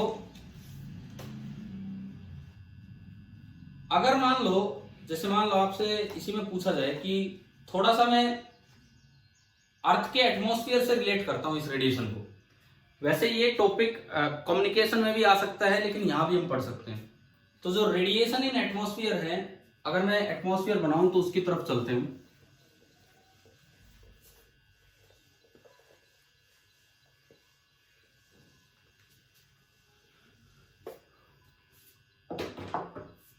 देखो ये अर्थ है। अब मुझे एक रफ आइडिया है, मेरे को एग्जैक्टली नहीं पता, अगर मैं गलत हूं तो आप बता देना, क्योंकि एटमॉस्फेयर की हाइट का मुझे कोई एग्जैक्ट आइडिया नहीं है कि कितना है। सबसे पहली लेयर को बोला जाता है ट्रोपोस्फियर। ये पढ़ा है ना कभी तो अपने एसएस में, या कहीं तो पढ़ा होगा आपने, या साइंस में पढ़ लिया हो पीछे। सबसे पहली लेयर ट्रोपोस्फियर होती है। लगभग कितने किलोमीटर तक होती है भाई ट्रोपोस्फियर? 10-12 किलोमीटर तक ही होती है, इससे ज्यादा तो होती नहीं है शायद। ये आपका ट्रोपोस्फियर है, नियरली 12 किलोमीटर। आप चेक कर लेना खुद, मैं एक आइडिया से दे रहा हूं कि क्या है। ट्रोपोस्फियर से अगली लेयर कौन सी होती है? स्ट्रेटोस्फियर। कब पढ़े, कौन सी क्लास में पढ़े आपने? और किस किस सब्जेक्ट में पढ़े ये भी बताओ। एसएस में पढ़े, ठीक है ठीक है। तो स्ट्रेटोस्फियर की हाइट में एक आइडिया से हाइट दे रहा हूं, क्योंकि मेरे पास अभी कहीं कुछ लिखा भी नहीं है ना कोई ऐसी चीज है, तो मैं एक आइडिया से बता रहा हूँ कि लगभग जो मुझे याद है वो स्ट्रेटोस्फियर की हाइट नियरली 50, हो सकता है मैं थोड़ा बहुत गलत हूं, आप चेक कर लेना। Nearly 50 kilometre. ओजोन लेयर कहां होती है? ओजोन लेयर एटमॉस्फेयर में कहां होती है? स्ट्रेटोस्फियर की जो टॉप लेयर होती है, स्ट्रेटोस्फियर की जो टॉप लेयर होती है वो आपकी ओजोन लेयर। ये जो लेयर है स्ट्रेटोस्फियर की top layer, this is the ozone layer. Stratosphere से अगला क्या होता है? मीजोस्फियर। हाँ, शायद 80 किलोमीटर के आसपास। अब कोई बहुत फिक्स तो ये होते ही नहीं है, अप्रोक्सीमेटली होते हैं, नियरली 80 किलोमीटर के आसपास। और मीजोस्फियर से अगला क्या होता है? थर्मोस्फियर। अब उसका तो मुझे कोई आइडिया नहीं है कि कहां तक है, कितनी हाइट तक होता है नियरली हमारा एटमॉस्फेयर, अभी याद नहीं है मतलब मुझे एग्जैक्टली। ठीक है चलो, जहां तक भी है। एक टर्म और आती है आइनोस्फियर, सुना है आइनोस्फियर? तो इन्हीं का कॉमन पार्ट होता है आइनोस्फियर। ये हम कभी आगे जब कम्युनिकेशन अगर पढ़ाने को मिलेगा तो उस समय आपको बताएंगे। मतलब लास्ट पार्ट आप थर्मोस्फियर छोड़ो, आइनोस्फियर मान लो यार। ये ऊपर चल के आयंस होती हैं। आइनोस्फियर कॉमन पार्ट होता है मीजोस्फियर का भी और थर्मोस्फियर का भी। वहां आयंस होती है, वहां लेयर्स भी होती हैं, D layer, E layer, F1 layer, F2 layer, ions की अलग अलग डेंसिटी के अकॉर्डिंग। तो उसकी डिटेल में नहीं जा रहे, तो हमने ऊपर कहीं जाके मान लिया कि भाई ये अपना आइनोस्फियर, मीजोस्फियर और इसका एक पार्ट है थोड़ा बहुत, दिस इज द आइनोस्फियर। अब देखो ईएम रेडिएशंस एटमॉस्फेयर में कहां से आती हैं आप बताओ। मेन सोर्स एटमॉस्फेयर में ईएम रेडिएशंस आने का कौन है? मेन सोर्स एटमॉस्फेयर में ईएम रेडिएशंस का कौन है? सन। सन से जो सनलाइट आती है वहीं से मेनली ईएम रेडिएशंस एटमॉस्फेयर में एंटर करती है। अब सन हमने पढ़ा कि अलग अलग वेवलेंथ की वेव भेजता है, जिसमें कुछ इंफ्रारेड है, कुछ विजिबल है, कुछ अल्ट्रावायलेट है। ठीक है, जो विजिबल लाइट होती है, विजिबल लाइट, एटमॉस्फेयर उसको बहुत कम एब्जॉर्ब करता है, ना के बराबर एब्जॉर्ब करता है। अगर एटमॉस्फेयर विजिबल लाइट को एब्जॉर्ब करने लग जाए तो क्या नीचे तक रोशनी आती? नहीं आती। तो अगर पूछा जाए कि एटमॉस्फेयर क्या विजिबल लाइट को एब्जॉर्ब करता है, तो बड़ा वीकली एब्जॉर्ब करता है। वीकली का मतलब ये नहीं है कि हर सप्ताह एब्जॉर्ब करता है, वीकली मतलब बहुत कम एब्जॉर्ब करता है। अच्छा, जो इंफ्रारेड रेडिएशन है वो मेनली एटमॉस्फेयर एब्जॉर्ब करता है और वो हीटिंग के काम आती है, जिससे अर्थ का टेम्परेचर मेंटेन रहता है। ओजोन लेयर का काम मैंने बताया। ओजोन लेयर क्या करती है? अल्ट्रावायलेट को एब्जॉर्ब करके उसे किस में कन्वर्ट करती रहती है बताओ? इंफ्रारेड में। अब जो आइनोस्फीयर है, आइनोस्फीयर, ये जो भी आयन से इसकी डिटेल कम्युनिकेशन में चल के पढ़ेंगे, लेकिन यहां पे इतना याद रखना कि आइनोस्फीयर रेडियो वेव्स को तो परफेक्टली रिफ्लेक्ट कर देती है। रेडियो वेव तो अर्थ के एक पार्ट से गई और रिफ्लेक्ट होकर दूसरे पार्ट पे आ गई, लेकिन टीवी वेव्स को रिफ्लेक्ट नहीं कर पाती है। तो इसीलिए रेडियो सिग्नल्स तो आइनोस्फीयर के थ्रू रिफ्लेक्ट होकर इधर आ जाती है, लेकिन टीवी सिग्नल्स नहीं रिफ्लेक्ट हो पाती, तो क्योंकि आइनोस्फीयर तो आर पार निकाल देंगे उनको, इसीलिए ऊपर सैटेलाइट्स यूज की जाती हैं। एक बार अपलिंक होता है। अपलिंक मतलब कि यहां से जो सिग्नल गया है वो सैटेलाइट तक जाके लिंक होगा, फिर सैटेलाइट डाउनलिंक करती है, उसको नीचे भेजेगी अर्थ के दूसरे ठिकाने पे। शायद यार ये आपके एनसीईआरटी में क्वेश्चन थे क्या, कल उसमें पढ़ रहे थे हम जब, थे क्या या नहीं थे इस टाइप के? लास्ट में, कोई नहीं दोबारा देख लेंगे। तो इससे हमें ये पता लगता है कि जो आइनोस्फीयर है मेनली रेडियो वेव्स को तो रिफ्लेक्ट करके अंदर ही रखने देता है, लेकिन टीवी वेव्स को रिफ्लेक्ट नहीं कर पाता है। तो इसीलिए टीवी के लिए हम सैटेलाइट्स का यूज करते हैं। आप बताओ ये क्वेश्चंस कहाँ हैं, मैं बताता हूँ। कल भी पढ़ाए थे मैंने, पेज नंबर 287 एनसीईआरटी बुक में। हाँ, आखिरी सवाल का A part, long distance radio broadcast use short wave band because they are reflected by atmosphere. दूसरा, it is necessary to use satellite for long distance TV transmission because TV waves are not reflected. TV waves वहां से reflect नहीं होती। चलिए एक और अगले point पे चलते हैं। ये तो एटमॉस्फेयर से रिलेटेड कुछ बातें बताई। आइनोस्फीयर की डिटेल में जिस दिन चलेंगे, अगर कम्युनिकेशन चैप्टर आपके नीट सिलेबस में रहा, पिछली साल तो था, इस साल अगर रहा तो जरूर वो आपको पढ़ाया जाएगा और उसमें फिर आइनोस्फीयर की डिटेल हम वहां देख रहे होंगे। अब मैंने आपको एक व्यान डिस्प्लेसमेंट लॉ बताया था ना, बताया था, उस पर एक सवाल पूछता हूं। व्यान्स डिस्प्लेसमेंट लॉ पे कैसे इस चैप्टर में क्वेश्चन बन के आ सकता है। प्लैंक्स लॉ भी बोल देते हैं इसको कई बार, व्यान डिस्प्लेसमेंट लॉ को ही प्लैंक्स लॉ भी कभी कभार बोल दिया जाता है। मान लो आपको ये बोला गया कि एक बॉडी है किसी भी टेम्परेचर टी पे और उससे जो ईएम वेव निकल के आ रही है उसकी जो इफेक्टिव वेवलेंथ है, मैं तो एक रैंडम क्वेश्चन ले रहा हूं, इफेक्टिव वेवलेंथ है 10⁻⁶ मीटर।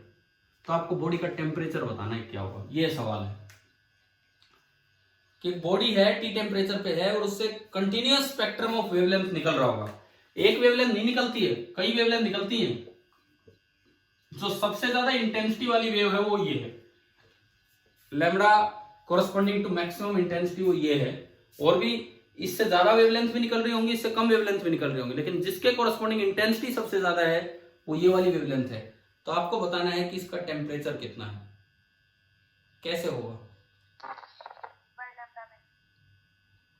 हमारा सीधा रिलेशन था lambda into T is equal to 0.29 centimetre kelvin.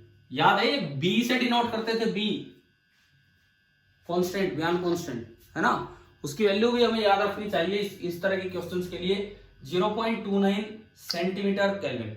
तो आपको टेम्परेचर निकालना है, इसकी वेवलेंथ 10⁻⁶ मीटर, सेंटीमीटर में कितनी होगी?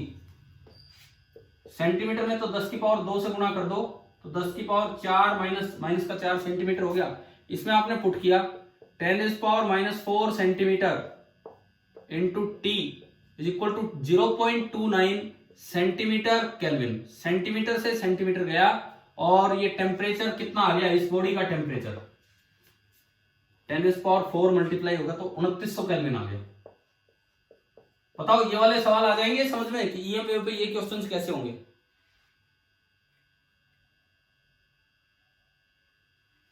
हाँ जी बताओगे, समझ में आ रहा है ये? ठीक है। अब देखो, मान लो मैं लैम्डा थोड़ा कम करूं, एक और चीज मैं इसी में दिखा रहा हूं, ज्ञान वाली बात ही। आपको भी ये टेम्परेचर निकालना है। अगर जो ईएम वेव जिसका कि लैम्डा इफेक्टिव है, मैंने थोड़ा कम कर दिया, थोड़ा कम मतलब मैं इसको लिख रहा हूं 5 × 10⁻⁷ मीटर। पहले तो ये बताओ मैंने कम किया है कि ज्यादा किया है?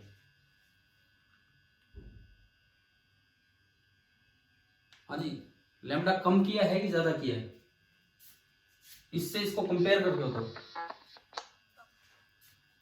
लैम्डा कम किया है कि ज्यादा किया है? ये 0.5 से मल्टीप्लाई हुआ है, कम किया है। तो लैम्डा कम किया है। अब देखते हैं टेम्परेचर, एक बार करोगे कैलकुलेट, इस केस में टेम्परेचर कितना आ रहा है? Approximate calculation. आप इसको सेंटीमीटर में लिखो तो कितना आ रहा है सेंटीमीटर में? 5 × 10⁻⁵ सेंटीमीटर।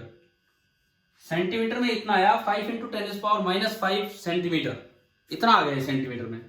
तो आपने फिर से फॉर्मूला लगाया लैम्डा 5 × 10⁻⁵ सेंटीमीटर इंटू टी हमें निकालना है इक्वल टू 0.29 सेंटीमीटर केल्विन ना।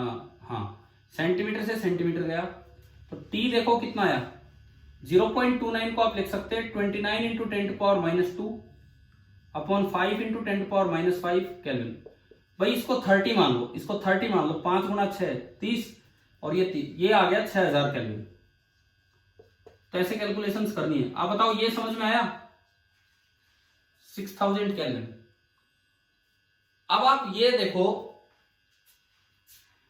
मैं इसको 1 बोलता हूं और इसको 2 बोलता हूं, और इसको 1 बोलता हूं और इसको 2 बोल रहा हूं। लैम्डा 1 ज्यादा है कि लैम्डा 2 ज्यादा है? लैम्डा 1 ज्यादा है कि लैम्डा 2 ज्यादा है? लैम्डा 1 ज्यादा है, लैम्डा 2 कम है। अब टेम्परेचर देखो, टेम्परेचर कौन सा ज्यादा है? ये तो आया था, हाँ ये तो आया था 2900 केल्विन और ये आया था 6000 केल्विन। यानी कि अगर आप टेम्परेचर बढ़ाओगे तो इफेक्टिव वेवलेंथ कम होती है कि ज्यादा होती है? कम होती है। यही व्यान स्लो था कि जो लैम्डा इफेक्टिव है that is inversely proportional to temperature. Temperature अगर आप बढ़ाओगे तो कोरस्पोंडिंग लैम्डा कम होगा, लेकिन ऐसा नहीं है कि वेव हल्की आ रही है। टेम्परेचर बढ़ाओगे तो ज्यादा इंटेंसिटी की वेव आएगी, टेम्परेचर बढ़ाओगे तो ज्यादा इंटेंसिटी, ज्यादा एनर्जी की वेव आएगी, लेकिन जो इफेक्टिव लैम्डा होगा वो थोड़ा सा कम हो जाएगा पहले के मुकाबले। तो व्यान्स डिस्प्लेसमेंट लॉ का पूरा यूज है यहाँ पे, और ये इन्होंने क्वेश्चन नंबर 8.13 में आपसे पूछा भी।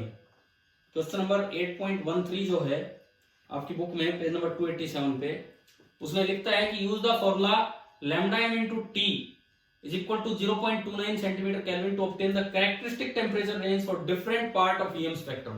तो मैंने आपको 2 बार ये करके दिखा दिया। ये कहता है अलग अलग पार्ट से आप कोई लैम्डा लो, और उनके कोरस्पोंडिंग टेम्परेचर निकालो। तो बताओ भाई क्या ये सारा समझ में आ गया है कि नहीं? कैसे निकलेगा? कोई भी लैम्डा दिया हो क्या उसके कोरस्पोंडिंग आप ये निकाल लेंगे ना? ठीक है, ठीक है। इसके नीचे जो क्वेश्चन नंबर 14 है उसमें कुछ फेमस नंबर्स हैं। क्वेश्चन नंबर 14 जस्ट आपको इसलिए दिया है कि कुछ स्पेशल नंबर्स हैं फिजिक्स के जो आपको याद रखने चाहिए या याद नहीं रखने चाहिए, तो थोड़ा उनका आइडिया हो। देखते हैं, एक बार देखते हैं सवाल। ये लिखता है गिवन बिलो, बुक खोल रखी है भी आपने? हाँ जी, बुक खोल रखी है कि नहीं? तो देखो इसमें page number 287 question number 14, given below are some famous numbers associated with EM radiations in different contexts in physics. ये कहता है कुछ अच्छे नंबर्स हैं जो फिजिक्स में कई जगह बहुत फेमस हैं, उनको ईएम स्पेक्ट्रम में यूज किया है। तो पूछा है आपसे कि state the part of the EM spectrum to which each belong, कि कौन सा नंबर किस पार्ट में आता है। सबसे पहला ये लिखता है 21 सेंटीमीटर। अब ये लिखता है कि जो 21 सेंटीमीटर एक नंबर है वो है wavelength emitted by atomic hydrogen in Interstellar space. Vacuum में जो हाइड्रोजन, एटॉमिक हाइड्रोजन से जो वेवलेंथ एमिट होती है वो 21 सेंटीमीटर है। तो ये कौन सी वेव है? 21 सेंटीमीटर। भाई ये काफी लार्ज वेवलेंथ है, तो सबसे बड़ी वेवलेंथ वाली वेव कौन सी थी? सबसे बड़ी वेवलेंथ वाली वेव कौन सी थी? Radio wave. तो ये रेडियो वेव के पार्ट में आता है 21 सेंटीमीटर। बी पार्ट, मैं इस पे एक क्वेश्चन देता बट कल वो डिस्कस नहीं हुआ था ये सवाल, इसीलिए मैंने क्वेश्चन नहीं डाला इस पे। अभी देख लो B part, 1057 megahertz frequency of radiation arising from 2 close energy levels in hydrogen known as Lamb shift. Lamb shift हमें नहीं पढ़ना क्या होता है, तो उसमें 1057 मेगाहर्ट्ज ये निकल के आता है। तो ये एक स्पेशल फ्रीक्वेंसी आपको दी है ताकि आप ये याद रखें। अब जब कल आपने बुक से रेडियो और माइक्रो पढ़े थे तो आपको याद हो, रेडियो में हमने पढ़ा था 500 किलो हर्ट्ज से लेके अबाउट 1000 मेगाहर्ट्ज। Yes sir. तो ये अराउंड 1000 मेगाहर्ट्ज ही तो है, अराउंड 1000 मेगाहर्ट्ज है, तो ये कौन सी वेव होगी? Radio wave. समझ में आ रहा है? ये अराउंड 1000 मेगाहर्ट्ज है तो रेडियो वेव। बाकी कंफ्यूजिंग होता है, रेडियो भी हो सकता है, माइक्रो भी हो सकता है, वहां पे डिवीजन कंफ्यूजिंग होता है। एक बार इसके आंसर में देखो क्या लिखा इन्होंने। ये लिखता है रेडियो, लेकिन ब्रैकेट में लिख दिया शॉर्ट वेवलेंथ एंड, मतलब रेडियो में थोड़ा इधर की तरफ। समझ गए हो कैसे आंसर दिया इन्होंने? कंफ्यूजन होता है ऐसे लिख आया करो। तीसरा, 2.7 kelvin temperature associated with the isotropic radiation filling all space throughout to be relic of big bang origin of universe. अब ठीक है, हम बिग बैंग ओरिजिन हम नहीं पढ़ते हैं यूनिवर्स का, कभी आपने बचपन में पढ़ रखा हो तो बात अलग है। लेकिन एक स्पेशल टेम्परेचर है 2.7 केल्विन, 2.7 केल्विन। तो ये टेम्परेचर कम है तो वेवलेंथ ज्यादा होगा कि कम होगा बताओ? अभी अभी जो व्यायाम लॉ पढ़ा उससे 2.7 केल्विन कम टेम्परेचर है तो वेवलेंथ क्या होगी? ज्यादा होगी। तो इसका मतलब इसमें अगर तुक्का मारना हो, नहीं पढ़ के गए तो आप कहां से कर आओगे उसमें? या तो फिर ये फॉर्मूला लगा के लैम्डा कैलकुलेट करो, या तो फॉर्मूला लगा के लैम्डा कैलकुलेट करो और वो जिस रेंज में निकल के आएगी। इसका आंसर पीछे लिखा है माइक्रोवेव। नहीं तो आप लैम्डा और टी वाला रिलेशन यूज करके लैम्डा कैलकुलेट करेंगे और फिर वो माइक्रो की रेंज में आ जाएगी। आप खुद ट्राई करना। बाकी याद रखना अब ये कि 2.7 केल्विन के कोरस्पोंडिंग जो वेव निकलती है वो माइक्रो की रेंज में। नेक्स्ट है 5890 एंगस्ट्रॉम से 5896 एंगस्ट्रॉम। 5890 से 5896 आप अगर इसको नैनो में कन्वर्ट करते हो, एंगस्ट्रॉम को नैनो में कन्वर्ट करना है 10 से डिवाइड कर दो तो ये आ गया 589 नैनोमीटर टू 589.6। 589 नैनोमीटर कौन सी रेंज है? 400 से 700 नैनोमीटर कौन सी रेंज होती है? विजिबल। तो 589 नैनोमीटर तो ये विजिबल रेंज में आ गया। These are known as the double lines of sodium. ये कुछ फिजिक्स की स्पेशल पॉइंट्स है जो इन्होंने दिए यहाँ पे। और आखिरी 14.4 kilo electron volt energy of a particular transition in iron nucleus associated with the famous high resolution spectroscopic method, Mossbauer spectroscopy. ये भी हायर फिजिक्स में आता होगा, हमें नहीं पढ़ना है। मोज़ोवेयर स्पेक्ट्रोस्कोपी हमें नहीं पढ़नी है। तो ये पूछता है इतनी एनर्जी की जो बीम है, इतनी एनर्जी। अब ये एनर्जी पे क्वेश्चन आ गया तो ये क्वेश्चन थोड़ा आगे चला जाता है। एनर्जी हम फोटोन थ्योरी में जाके पढ़ेंगे और वहां हम सीखेंगे कि एनर्जी बराबर होती है, वैसे आप केमिस्ट्री में पढ़ चुके हो, एच न्यू या फिर एच सी बाई लैम्डा। पढ़ा है ना ये आपने? ठीक है। हम ये रिलेशन फोटोन थ्योरी में यूज करेंगे और वहां से ये लैम्डा निकालेंगे। और ये जो लैम्डा आएगा, एनर्जी कितनी थी इसकी? 14.4 किलो इलेक्ट्रॉन वोल्ट। तो ये एनर्जी हायर रेंज में आएगी। हायर रेंज मतलब अल्ट्रावायलेट से आगे आगे। इसका आंसर क्या दिया है पर वो भी देखते हैं क्योंकि एग्जैक्ट तो वहीं से देखना होगा। एक्सरे और सॉफ्ट गामा रे रीजन। देखो एक्सरे और उससे अगला गामा रे, तो हायर एनर्जी रीजन की ये एनर्जी है तो वहां पे आएगी। अब एक बात आप याद रखना, अगर मेगा इलेक्ट्रॉन वोल्ट में, मेगा इलेक्ट्रॉन वोल्ट में एनर्जी है तो वो गामा रे है। मेगा इलेक्ट्रॉन वोल्ट में एनर्जी है तो गामा रे है। और किलो इलेक्ट्रॉन वोल्ट में एनर्जी है तो वो कौन सी है? एक्सरे। यार ये शॉर्ट पॉइंट्स अपने लिखने होंगे आपको, नहीं तो फिर बार बार कैलकुलेशन करते रहेंगे। मेगा इलेक्ट्रॉन वोल्ट में अगर एनर्जी है तो वो गामा रे है और किलो इलेक्ट्रॉन वोल्ट में एनर्जी है तो वो एक्सरे है। अब इसने दिया है, कितना दिया इन्होंने? 14.4 किलो इलेक्ट्रॉन वोल्ट, यानी कि वो एक्सरे है। इन्होंने आंसर में एक्सरे का एक दूसरा नाम भी दिया है। एक्सरे के ब्रैकेट में क्या लिखा है इन्होंने? Soft gamma ray. एक्सरे के ब्रैकेट में लिखता है सॉफ्ट गामा रे। तो ये ध्यान रखना, सॉफ्ट गामा रे या एक्सरे एक ही बात है। ऐसे ही रेडियो वेव जो माइक्रोवेव की तरफ पहुंचने लगती है तो उन्हें शॉर्ट वेवलेंथ वेव भी, शॉर्ट वेवलेंथ रेडियो वेव भी बोल देते हैं। तो भाई ये क्वेश्चन से जो वैल्यूज है वो अपनी याद रखना आप ढंग से, ये सारी वैल्यूज आप याद रखना। अब एक बार क्वेश्चन नंबर 8.3 पे आओ। 8.3 page number 286 NCERT question number 8.3। ये लिखता है with what physical quantity is the same. ये कहता है कौन सी फिजिकल क्वांटिटी सेम है for X rays of wavelength इतना, रेड लाइट ऑफ वेवलेंथ इतना and radio wave of wavelength इतना। तीन अलग अलग तरह की वेव ली, क्या उनका प्रोडक्शन सोर्स सेम होगा? तीन अलग अलग ईएम वेव ली, क्या उनका प्रोडक्शन सोर्स सेम होगा कि नहीं? बताइए। अलग होगा। प्रोडक्शन सोर्स अलग है तो फ्रीक्वेंसी अलग है, फ्रीक्वेंसी अलग है तो वेवलेंथ भी अलग है। तो तीनों के बारे में कॉमन चीज क्या होगी? याद मैं बता चुका है क्लास में, अभी आज की क्लास में। Speed in vacuum. Speed in vacuum. Vacuum में या किसी भी एक मीडियम में जब ये सारी वेव चलेंगी, किसी भी एक मीडियम में जब सारी वेव चलेंगी तो उनकी स्पीड सेम रहेगी। डिफरेंट डिफरेंट मीडियम में चलेंगी तो स्पीड अलग अलग हो जाएगी। अभी ये बताओ, अब ये यहां तक आया है समझ में? मतलब आज की क्लास में पेपर पूरा होने के बाद भी हम कुछ छोटे छोटे पॉइंट्स और डिस्कस करते जा रहे हैं, ठीक है। अब इसमें एक और पॉइंट मैं आपको बताता हूं कि जो ईएम वेव्स हैं आपने जनरेट करवाई, सोर्स ऑसिलेट करता है, चार्ज ऑसिलेट करता है, उससे ईएम वेव जनरेट होती है।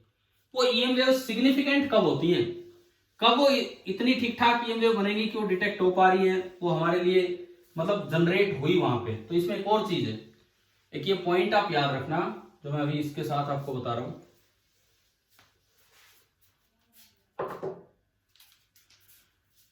जो ईएम वेव्स हैं, EM waves are significant, EM waves are significant only if, क्या बताया मैंने, शायद नहीं बताया अभी, कि जो चार्ज ऑसिलेट करे, जितनी डिस्टेंस में वो चार्ज ऑसिलेट कर रहा है वो कंपेरेबल होनी चाहिए वेवलेंथ जो जनरेट हो रही है उसके। This is significant, these are significant only if the distance to which, only if the distance to which the charge oscillates, only if the distance to which the charge oscillates, जितनी दूरी में वो charge oscillate कर रहा है, मतलब जो उसका स्पैन ऑफ एसएचएम है, जो उसका स्पैन ऑफ ऑसिलेशन है, इज कंपेरेबल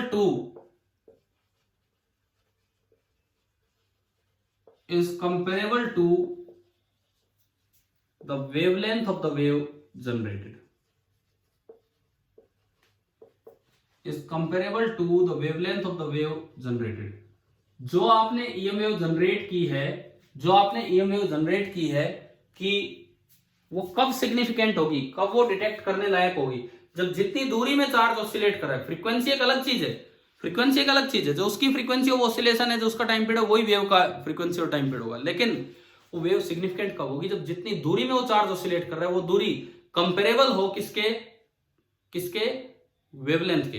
अब मान लो वेवलेंथ बहुत थोड़ी सी है, वेवलेंथ बहुत थोड़ी सी है, नैनोमीटर में है, और जो चार्ज ऑसिलेट कर रहा हो, आपने सोर्स तो पढ़ दिया, सोर्स तो पढ़ लिया, चार्ज ऑसिलेट कर रहा हो सेंटीमीटर में, तो बताओ क्या उससे ये नैनोमीटर वाली वेव जनरेट हो पाएगी? चार्ज जितनी दूरी में ऑसिलेट कर रहा है वो सेंटीमीटर में है, और हम चाह रहे हैं विजिबल लाइट बने, तो क्या इससे नैनोमीटर वाली वेव जनरेट हो पाएगी? नहीं हो पाएगी। क्या ये पॉइंट आ गया है क्या समझ में?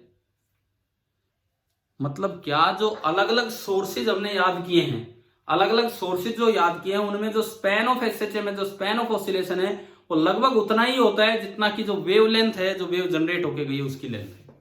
क्या ये पॉइंट क्लियर हुआ सभी को? भाई अगर नहीं समझ में आया तो मैं दोबारा बताऊं और किसी तरीके से, बताओ एक मिनट, क्लियर हो गया क्या ये वाला पॉइंट? ठीक है। अच्छा, अब इसमें एक और पॉइंट, एक कई बार ईएम वेव की पोलराइजेशन के बारे में बात की जाती है, कई बार वेव इक्वेशन देके उसके पोलराइजेशन की बात की जाती है, ये हम अभी नहीं करेंगे। वेव ऑप्टिक्स में पूरा टॉपिक है पोलराइजेशन, वेव ऑप्टिक्स में पूरा टॉपिक है पोलराइजेशन, तो वहां चल के हम ईएम वेव के पोलराइजेशन की बात कर रहे होंगे। तो ऐसा भी कोई सवाल अगर अभी आता है कि पोलराइजेशन होता क्या है, या ईएम वेव की इक्वेशन देख के उसकी पोलराइजेशन डायरेक्शन पूछ ले आपसे, तो उन क्वेश्चंस को भी अभी हम छोड़ के चले। ठीक है। एक दिन मैंने एक और पॉइंट बताया था कि इसमें एक फील्ड को लाइट वेक्टर बोला जाता है। बताओ ईएम वेव के कौन से फील्ड को लाइट वेक्टर बोला जाता है? इलेक्ट्रिक फील्ड, क्योंकि हमारी आंखों पे जो असर करता है, जिसकी वजह से हमें चीजें नजर आती हैं, वो कौन सा है? Electric field. भाई ईएम वेव ऑलमोस्ट हो गया। क्या आपको ईएम वेव समझ में आ गया पूरा? आज डिस्कशन के बाद भी मैंने आपको कई छोटे छोटे पॉइंट्स बताए हैं। मैं एक लास्ट पॉइंट पे आ रहा हूं, सबसे लास्ट पॉइंट। एक बार ये बताओ अभी क्लास में स्टूडेंट्स कितने हैं एट प्रेजेंट?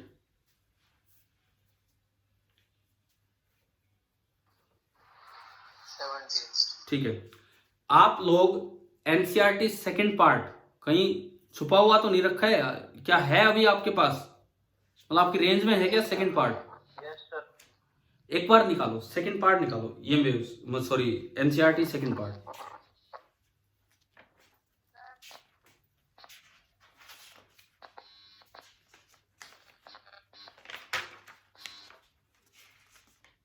सिंपली आप सेकंड पार्ट निकालिए ईएम वेव्स का।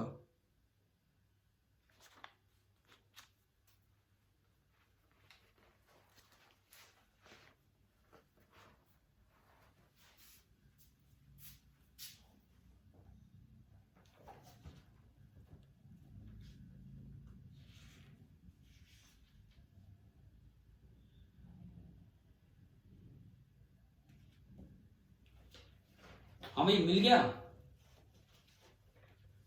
Yes, sir. पेज नंबर 379 निकालो, page number 379, NCERT second part, page number 379। Polarization by scattering एक टॉपिक होगा वहां।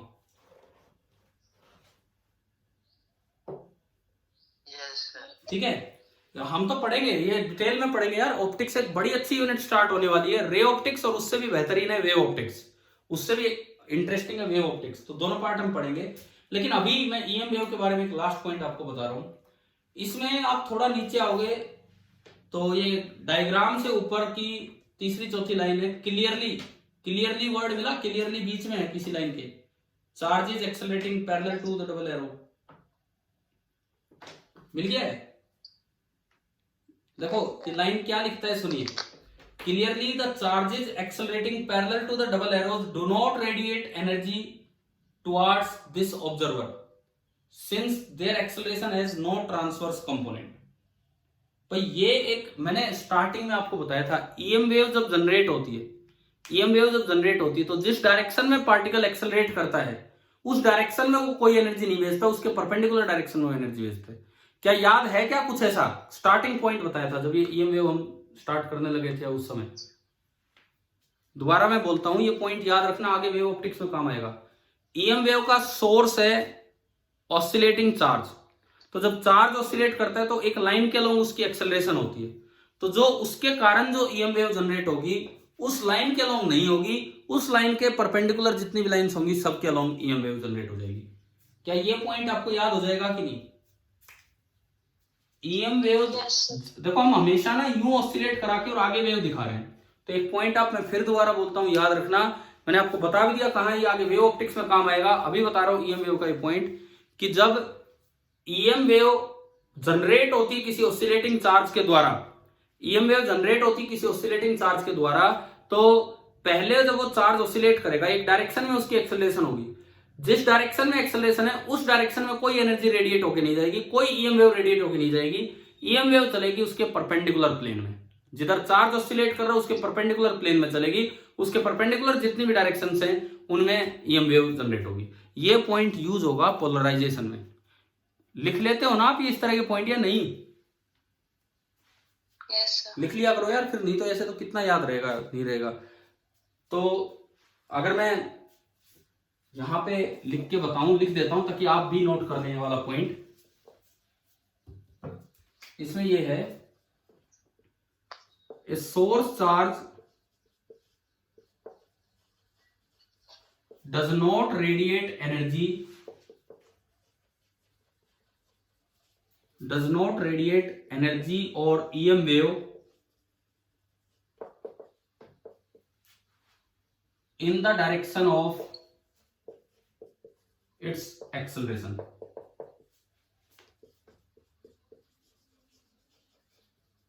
Energy is radiated in transverse direction. Energy is radiated in transverse direction. ये EM wave पे हमारा almost शायद may be 10वां lecture हो, शायद प्लेलिस्ट के अकॉर्डिंग 10th लेक्चर हो। तो हमने पूरा डिटेल में पूरा डेप्थ में ईएम वेव पढ़ दिया है, और जो चीजें आगे भी काम आनी है वो भी आपको बता दी है। अब कल से हम अपनी नेक्स्ट यूनिट, बड़ी अच्छी यूनिट ऑप्टिक्स स्टार्ट कर रहे होंगे, ray optics and wave optics. तो चले भाई अब आगे। और एक और चीज मैं आपकी फिर से तारीफ करना चाहूंगा इस मामले में कि आप लोगों ने कल, क्या इस डर से यार भगवान ही जाने कल क्यों आगे टेस्ट देने, उस दिन तो 3 ही बच्चे टेस्ट देके जा रहे थे, पिछली बार 3-4, कल क्या मतलब मेरा इतना खौफ है क्या? मैंने एक बार बोल दिया कि मैं बाहर कर दूंगा तो आप लोग तुरंत ही आगे पेपर देने। तो कम से कम चीज कैसे आए हो, आप लोगों ने खुद देखा, पेपर दिया तो आपको पता लगा आप कितना अच्छा स्कोर कर सकते हो, है कि नहीं बताओ? अरे बोलो, पेपर दिया तब आपको पता लगा आप कितना अच्छा स्कोर कर सकते हो। नहीं तो क्या हो रहा था पिछले 3 पेपर में, कभी 3 बच्चे आ रहे, कभी 4 बच्चे आ रहे। तो आगे से अब मुझे ऐसी कोई धमकी भरी वो इन्फॉर्मेशन ना देनी पड़े, आप पहले से तैयार रहे, जो भी टेस्ट होगा सभी बच्चे देंगे, ठीक है? ठीक है सर। ठीक है, चलिए, थैंक यू।